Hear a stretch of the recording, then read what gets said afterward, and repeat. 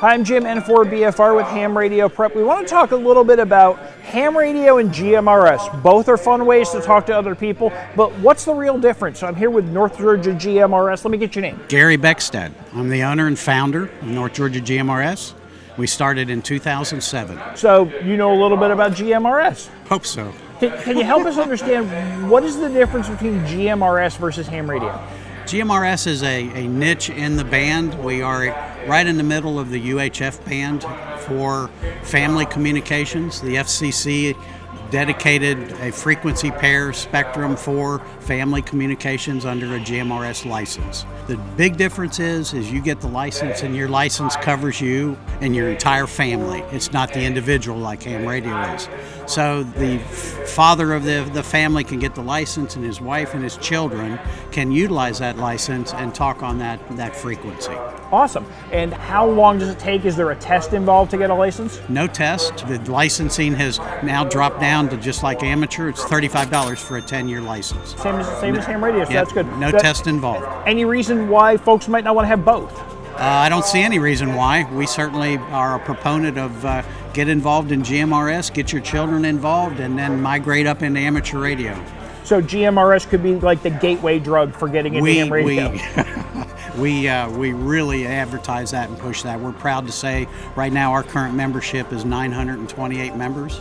Great. And 49%, 358 of those members are amateur operators in our organization. Terrific. So you're a network. Does that mean you have repeaters and we can bounce signals around? Yes, we do. We've developed 21 repeaters in the Georgia-Tennessee region. They're all linked together, so you can be on any repeater and talk to anybody within the whole region. Oh, that's terrific. And tell me a little bit about the difference between GMRS and FRS. FRS, Family Radio Service, is a very basic UHF radio, and they're on what we call splinter frequencies. And there is no difference between the two. You will see a radio advertised as FRS, GMRS, and they're pre-programmed set up on splinter frequencies in the UHF band designed to talk simplex to each other. In our case with North Georgia, our network, the way the frequencies are set up by the FCC, we are duplex. Okay. So you transmit on one frequency, you receive on another frequency with a 5 meg offset. So FRS, more simplex, no license needed, just the ability to buy those radios in the big box store and talk back and forth to your kids while you're running around the beach. Yeah, low investment, throwaway item type thing, and it's low power. They're in the milliwatt range. What's the power like for GMRS? We're allowed maximum power of 50 watts. Okay. Is it just handhelds, or what kind of radios do y'all use? We have handheld portables, and we also have mobile radios. Most of the handhelds are 4 and 5 watt. Mobile radios are 20 and 45 watt ability. And then, of course, there's repeaters that we utilize also. And if somebody wanted to have their own repeater, could they do that, or is it really best as part of a network? Absolutely. I encourage people. It's a great thing to take on and do. A lot of folks put them on their farms. They put them in their little communities. They get a license. They can all talk to each other. I encourage that, and I help a lot of people set up their own little community repeaters we can all play in the sandbox together, is how I put it. It's not exclusiveness. And is it non-commercial like ham radio? It is non-commercial. The only thing great about it is we utilize commercial equipment that's built for that. I know hams have struggles in trying to make certain equipment work in the 70 centimeter band, right, because it's just not built for that, so you got to tune them down and everything. But it's usually commercial grade equipment that folks use. It's awesome. Available. The biggest thing to understand is I see it as a kindred spirit. We're all in this for radio. There's no competition. I see no purpose in that at all. At least I foster that with my people. And we see ourselves as you said earlier, the gateway drug into amateur radio. Because if you can get, and my biggest focus is I want to get our kids involved. We have multiple nets on our network, and one of them is a kids net. And I want to get the children involved in our families, get them interested and comfortable with radio, so we can move them on into ham radio and be a catalyst to bring the youth back into amateur radio. So GMRS, a fun, licensed but no test way to get started in two-way radio. Yeah, I see why not. It's a great thing to do. Awesome. Thank you very much. You're very welcome. So with your network, if I'm in Chattanooga I can talk to somebody in Columbus on the linked repeater. Absolutely. Wow. Absolutely. That's great. We put a repeater up here in Cades Cove. When you're down in Cades Cove, there is no cell coverage, no RF coverage for the visitors. Cades Cove, I'm told, gets over 1.5 million visitors a year. So our Cades Cove repeater propagates very well, and it goes up into Knoxville. And so folks are up there hiking and camping and visiting, and they're talking to their families back down here in Chattanooga and Atlanta and further south. This repeater here is at 3,400 feet above sea level. Nice. On a 200-foot tower. That's our premier site that we have, and it propagates out probably 100 miles. We're a membership feed organization. Okay. We sell memberships to support the organization. It's a great thing. Like I said, 900 plus members we have. This is GMRS trailer. So our friends at North Georgia GMRS have invited us to come take a look at their MCON trailer. Let's see how GMRS does it. Hi, I'm Jim N4BFR from Ham Radio Prep. We were talking with our friends at North Georgia GMRS, and they gave us the opportunity to come in and look at their tactical trailer. So we're talking to them and understanding how they do things versus the amateur radio side. My name is Justin Byerly. I am WQIR 514, KN4HYN.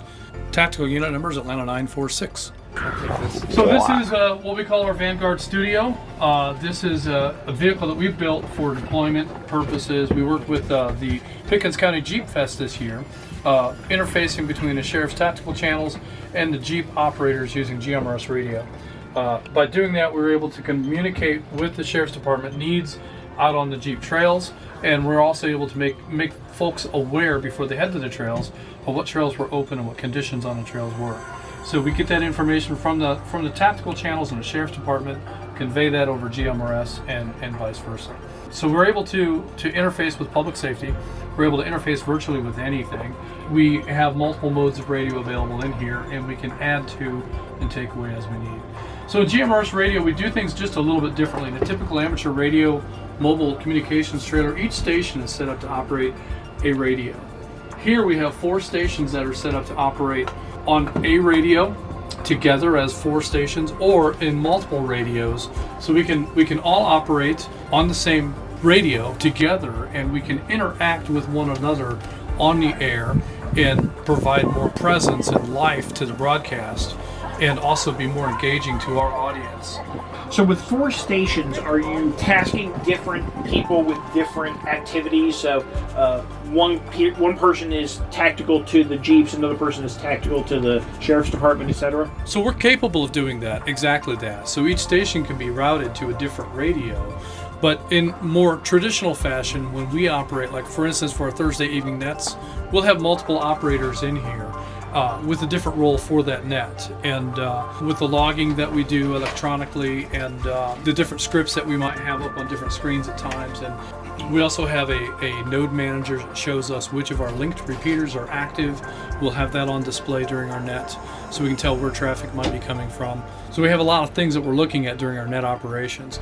During the Jeep Fest operations or interactions with public safety, it's a different operating mode, but we use this far more for net operations. Can you do things like the Jeep event? Can you segment off a couple of repeaters that are focused just on the event while the others stay linked up, or is it kind of everything's linked up or everything's down? No, in fact, that's exactly what we did. We linked in our ball ground repeater, which is traditionally a standalone machine. We linked that one in with Flagship and with the Vanguard Studio. We have a repeater on board for Jeep Fest operations. While the rest of the network was out there, and it remained linked, but we had that opportunity to drop that link if we needed to. If they had other things going on, if the network traffic from Jeep Fest was overwhelming on the rest of the network, we were able to isolate and be an island while the rest of the network remained connected without us. We actually ended up remaining linked through the entire time, but we thought that might be a need, so we wanted to be sure we had that option.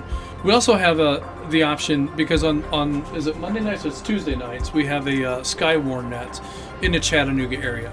And that's the only area that we really do Skywarn in on GMRS radio. We do that because the Skywarn in that area is in need of more participation.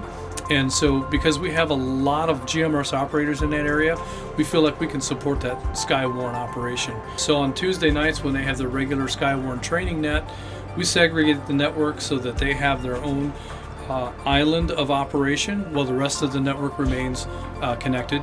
And then after their net, we'll reconnect that. And we maintain people and schedules and plans so that at any time they have an activation up there, we're able to break them off so that they can conduct Skywarn safety operations while we are engaged in regular traffic on the rest of the network. So you've mentioned Skywarn and sheriffs. What other kind of public service groups do you work with? We've only been in operation since, September? So that's it so far. But we have the opportunity available for whatever deployment we might be called on.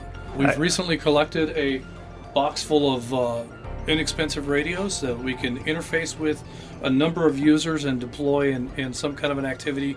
We are constantly looking for ways that we can expand on our capabilities and our ability to provide a service. So one of the benefits might be over ham radio, if you pulled up to an event and people didn't have radios, you can give it to them and they're covered under your licensing? Well, not exactly. I mean, in GMRS licensing, a license covers you and your family. So they would need to be family members. Okay.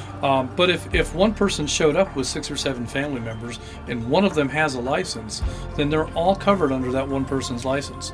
That's one advantage that GMRS has over amateur radio is that the GMRS license covers an extended portion of the family. Stepchildren, grandparents, step-parents, aunts, uncles, nieces, nephews. It's quite a large group of people that can be covered under one license. Now, the license holder remains responsible for all of the transmissions that are handled under his call sign, but by issuing tactical unit numbers to each of those licensees under that one person's FCC call sign, we can identify the individuals amongst that call sign. GMRS radio is a great opportunity for hams to engage other family members in radio. GMRS is really all about family. So if you have family members that can't or won't pass a test, GMRS is a great way to get your family involved in radio. We encourage all of our members to pursue their amateur license.